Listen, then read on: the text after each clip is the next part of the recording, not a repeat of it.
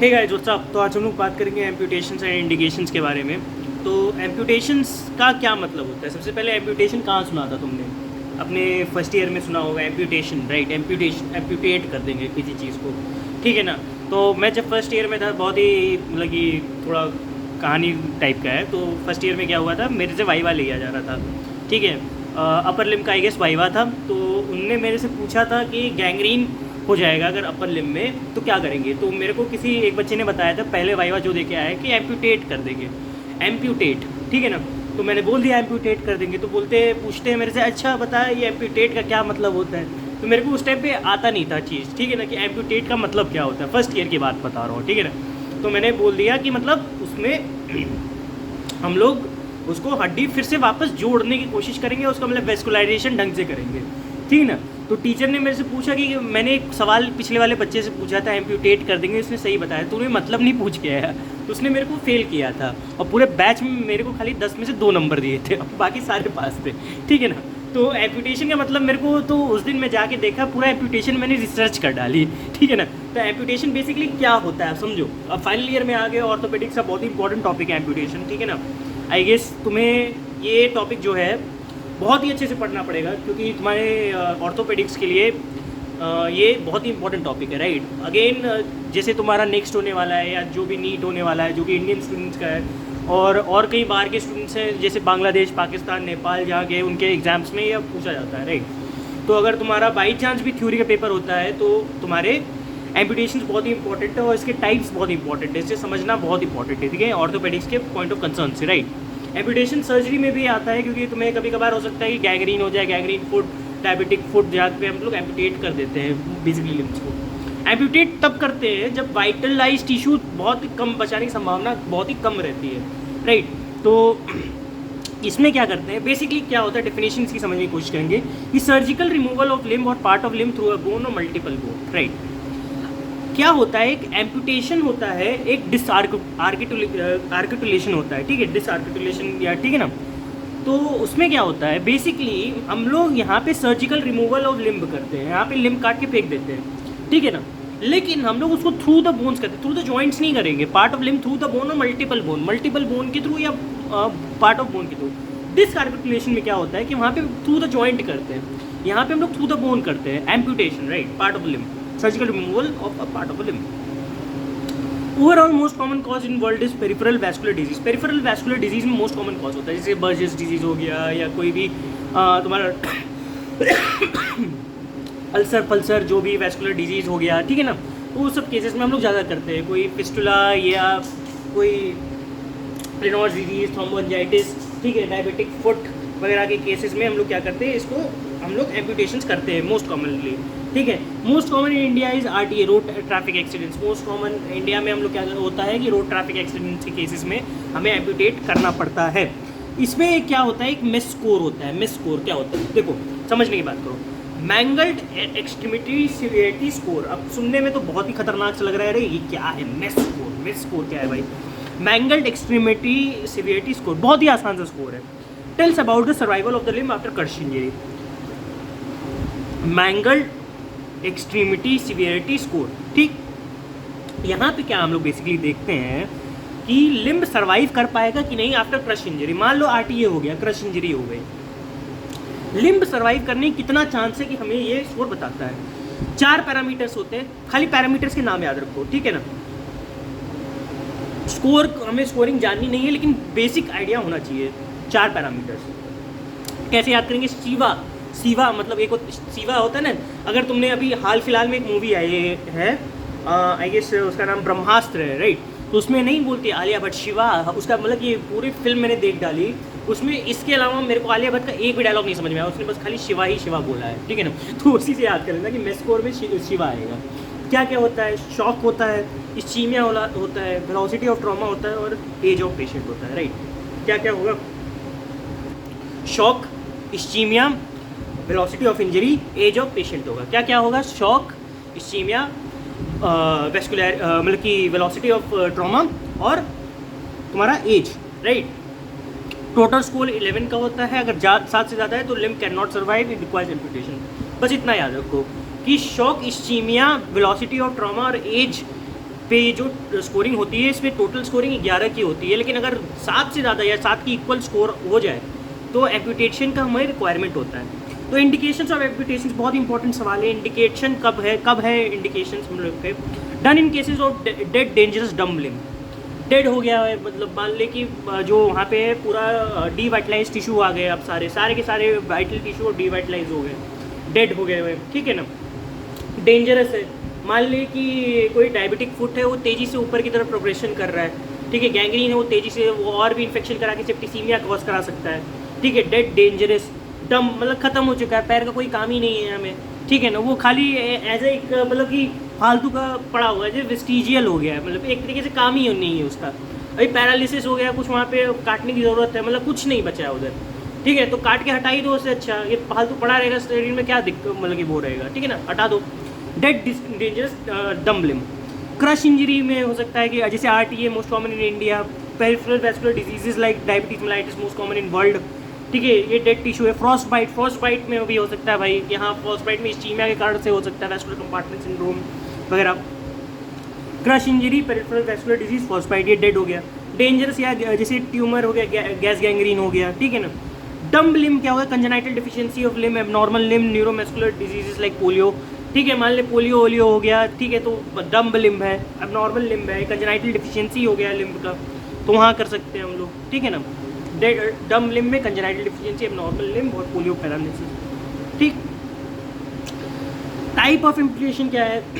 2 तरीके के एम्पुटेशन होते हैं, एक क्लोज होता है, एक ओपन होता है। क्या क्या होते हैं?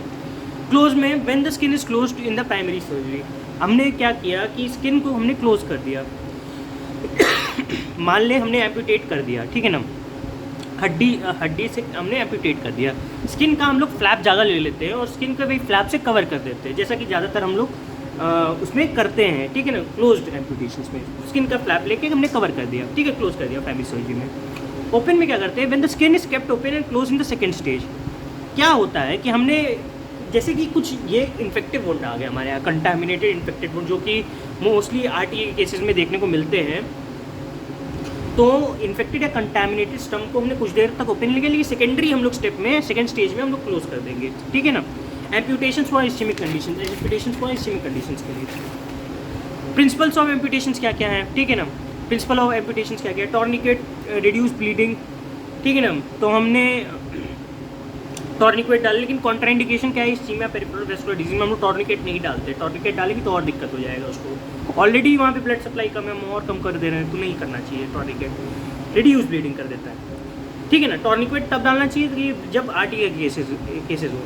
एम्पुटेशंस में क्या करते हैं हम लोग? All structures are cut. Amputation में सारे स्ट्रक्चर हटा देते हैं, भाई बताया था कि भाई सारे स्ट्रक्चर काट के हटाएगा। डिसआर्टिकुलेशन में क्या होता है?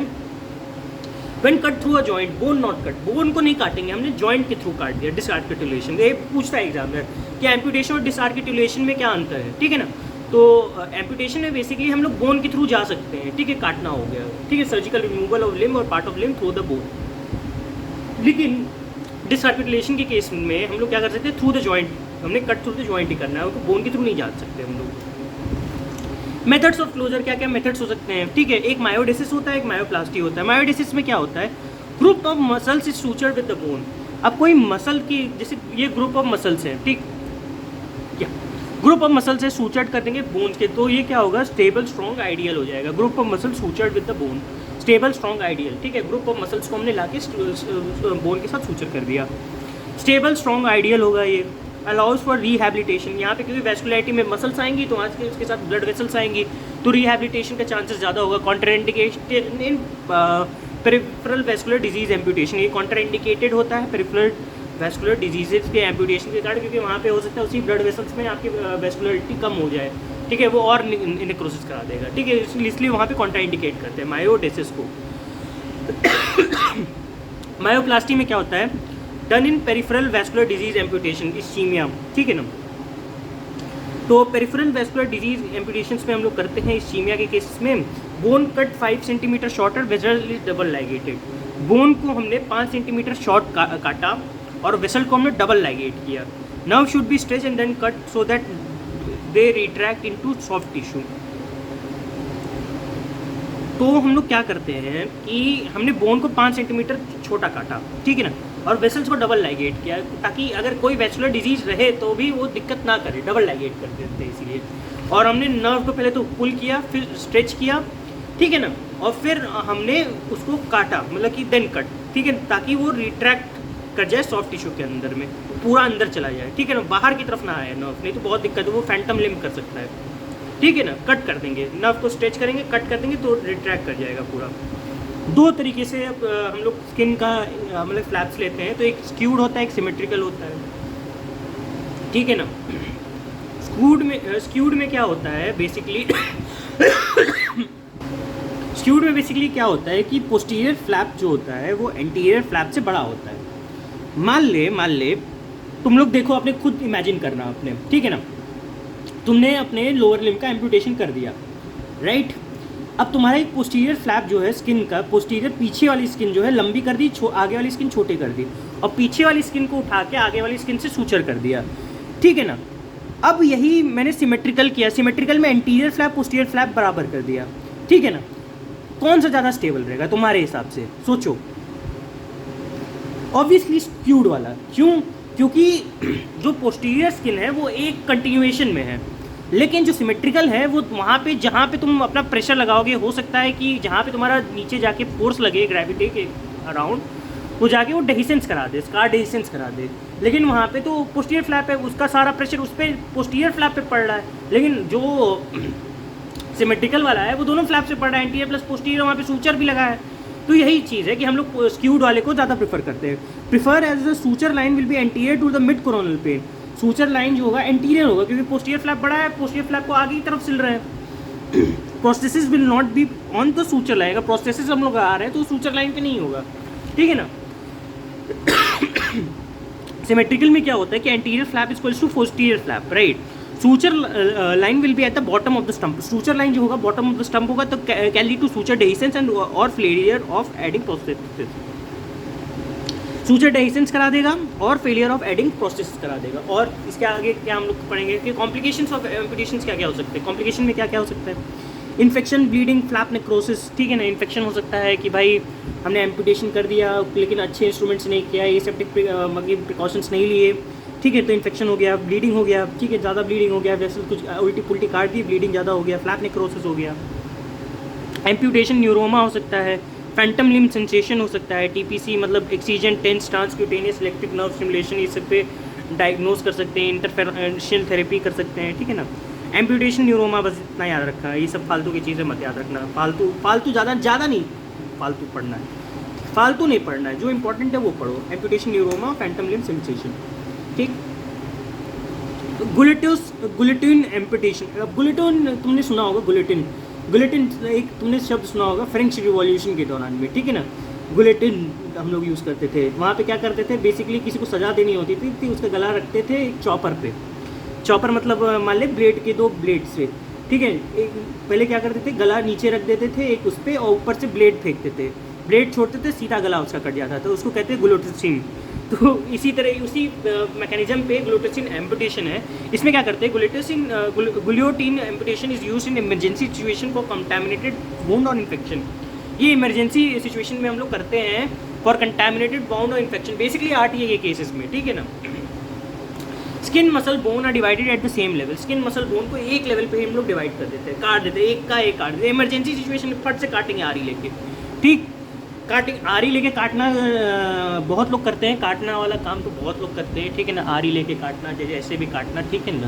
तो समझ में आता है हम लोग कहाँ कौन क्या काटता है, कैसे काटता है, सबका कटेगा, ठीक है ना, सबका कटेगा। लेकिन वो रियल लाइफ में होता है, लेकिन यहाँ पे गुलेटिन एम्पुटेशन की बात करें, यहाँ पे कुछ और कटेगा, ठीक है ना। लेकिन जो आपका रियल लाइफ में कट रहा है वो तो कटेगा ही, सबका कटेगा, ठीक है ना, घबराओ मत। इसलिए ज़्यादा परेशान होने की ज़रूरत नहीं है, लाइफ में बहुत चीज़ें आती हैं, ठीक है ना। तो थोड़ा सा ज्ञान की बात आते हैं फिर से दोबारा। Skin muscle bone are divided at the same level, ठीक है। All bleeding vessels are tied and nerves cut sharply while under gentle tension allowing them to retract into wound. सारे ब्लीडिंग वेसल्स को टाई कर देंगे, nerves को काट देंगे, लेकिन हल्का सा टेंशन में, ताकि वो रिट्रैक्ट कर जाए वो वाउंड में। Debridement and lavage of the wound are done every 2 to 5 days until it is free of dead tissue and infection। Debridement and lavage करेंगे वाउंड का, मतलब डिब्राइड करेंगे, लवाज करेंगे 2-5 दिन में until the dead tissue infection से वो फ्री हो जाए। At that point definite amputation and closure are perform. तो वहाँ पे उस पॉइंट पे हम लोग जब सब सही हो जाएगा, फ्री हो जाएगा डेड टिश्यू इन्फेक्शन पे, तो उस पॉइंट पे हम लोग डेफिनेट एम्पुटेशन करेंगे और क्लोजर हम लोग कर देंगे, ठीक है ना। तो ये बात रही आपके एम्पुटेशन के बारे में। उम्मीद आपको समझ में आएगा। मिलते हैं आपसे नेक्स्ट वीडियो में, तब तक के लिए बाय।